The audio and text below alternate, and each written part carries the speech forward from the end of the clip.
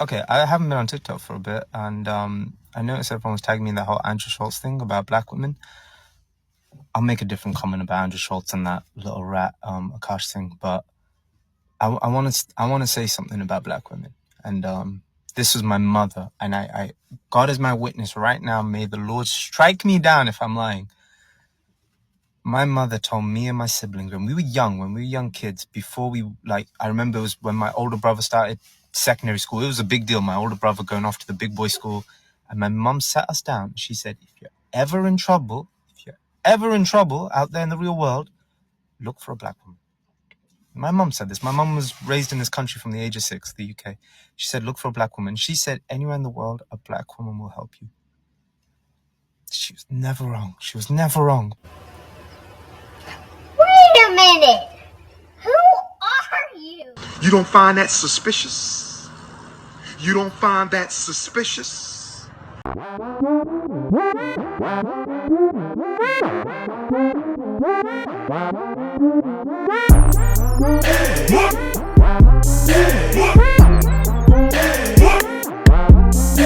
What's going on YouTube? It's your boy Rome back with another video. If you're new to the platform, welcome to the tribe. By the end of this video, hope you subscribe.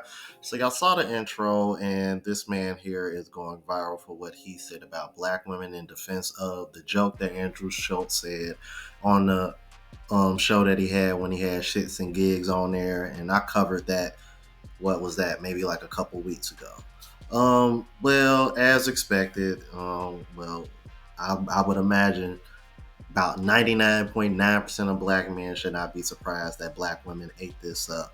However, what I'm going to be showing you is a couple of clips from Medium Man that cover this, and also a woman who actually seems to have some common sense and didn't fall for the okie doke like most black women did when it comes to this guy. But I'm going to show you the rest of what he had to say first, because there are some very important things that I want to point out that I want you guys to pay attention to. Without further ado, let's go ahead and get into it. It's incredible that my mother said that, and I don't know what my mum went through. But I remember seeing photos of my mum in school when she was in high school and stuff, and like she had loads of black friends and stuff, and they were all black women. Because my mum wasn't a pick me, she only had female friends. And did y'all catch that? Did y'all catch that? Why is a man using the term pick me in that way? You don't find that suspicious? You know that right there already lets you know who his audience is. And the term pick me doesn't mean you have a bunch of male friends, because the women that y'all call pick me's, if it's one thing that they understand about men, is that they don't want to deal with women that got a lot of male friends. It's actually the women that pander to, it's actually men like you that pander to women. Those are the type of women that typically have a lot of male friends, not the pick me's that you're talking about, sir. But anyway, let's continue. That's one thing that I wanted y'all to catch. Let's continue. So she obviously felt some protection. And growing up for me, I noticed in my school, it was a very predominantly white school. The black teachers looked out for me. I had a black Jamaican teacher called Mrs. Forrester. She looked out for me. But even outside of school, when I started growing out my hair, it was a black woman that taught me how to look after my curls, what products to use. It's black women that built me up on this platform and got me to where I am. I have to give credit to where credit is due. You don't find that suspicious? Y'all hear that? That's why he's pandering. That's why he's pandering. Black women built me up to where I'm at. Y'all hear that? He's been pandering to them. That's why he had to do what he had to do. Because in his mind, well, Shits and Gigs aren't going to do it. Let me take advantage of the situation.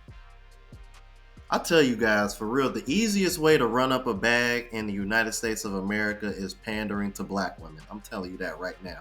Women in general, but especially black women. Because don't you find it a little bit strange that when Soraya, the German lady, she caught so much backlash about what she said due to the fact that she wasn't a black woman, but here you got a man that's not even a black man. He says something like this about black women, and then all of a sudden they cheering. Can't make this shit up, bro. Now, I bet you if he was to critique anything about y'all would turn on him in a heartbeat. Women in general, but black women specifically, who boosted me and told me how pretty I was and how great I was. But I am trying to make a point here, and it's that black women get treated the worst. The worst. Malcolm X said this. He goes, unfortunately, they are treated the worst. Yeah, he doesn't even know the whole entire thing, but Medium Man covered this as well. I want to show y'all the whole Malcolm X clip, and then I want y'all just watch this. The most disrespected person in America is the black woman. The most unprotected person in America is the black woman. The most neglected person in America is the black woman. And as Muslims, the Honorable Elijah Muhammad teaches us to respect our women and to protect our women. Somebody actually commented that in one of my community posts, and I told them, like, man, we're old enough to understand, and black women are old enough to understand that, yes, Malcolm X did say that, but what about now? If you're still saying that black women are most disrespected and unprotected, it may be because black women are the most disrespectful. If we don't want to deal with black men at all. I love all men and not black men. Just not black men. Well, is there any women here who don't want to deal with men, period, or is it just black men, or is it a mixture? It's just black men, and we actually want non-black men's help in this corrections that you speak of. So what are the corrections that you're looking for specifically? Force, because that's the only thing that's gonna work.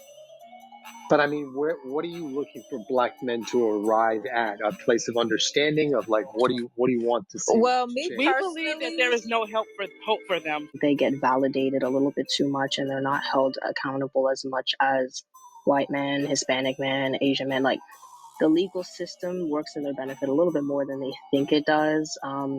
They're seen as the ultimate, like, most oppressed, and I think that coddling culture needs to stop, and they need to be held accountable for their actions.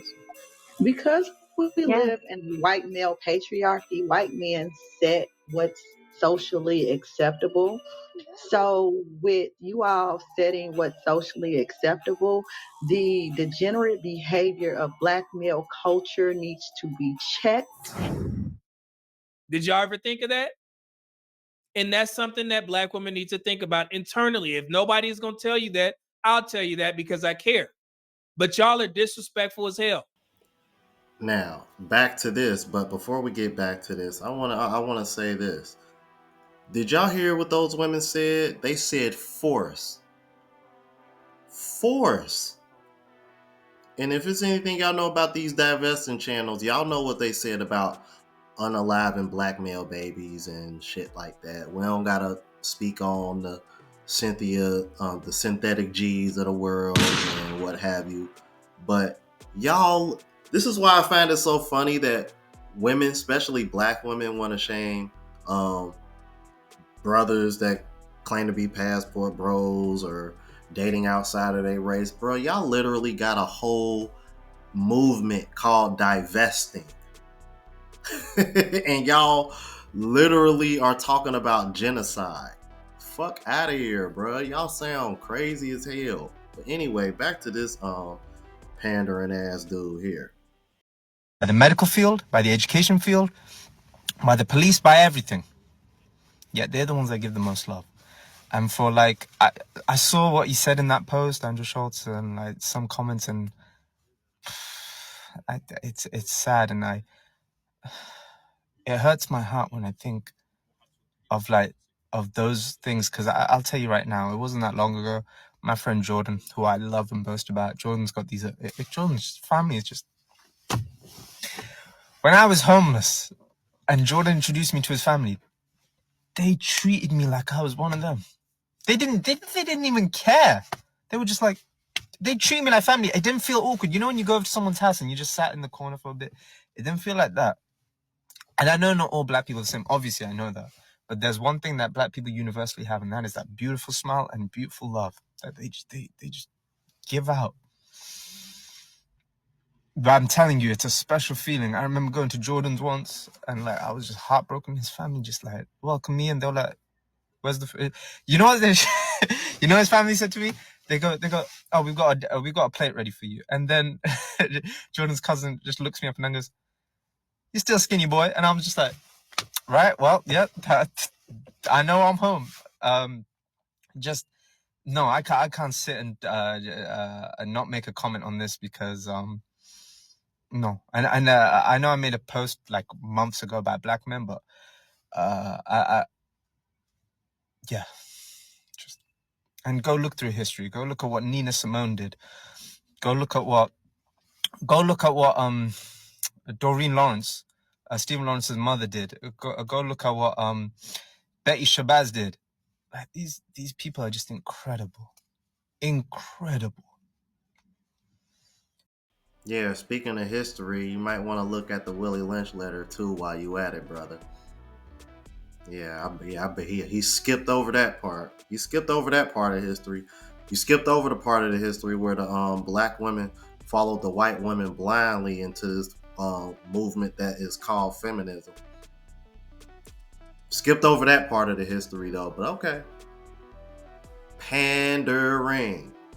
It's like, damn, if you gonna go into history, talk about all of it. Don't just talk about what makes the women that you pandering to feel good.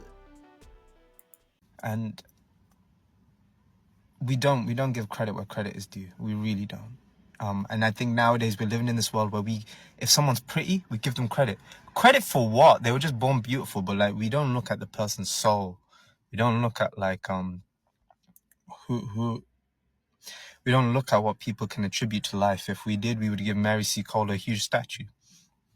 So that's my 2 cents. And you can keep it in your pocket is what you can do.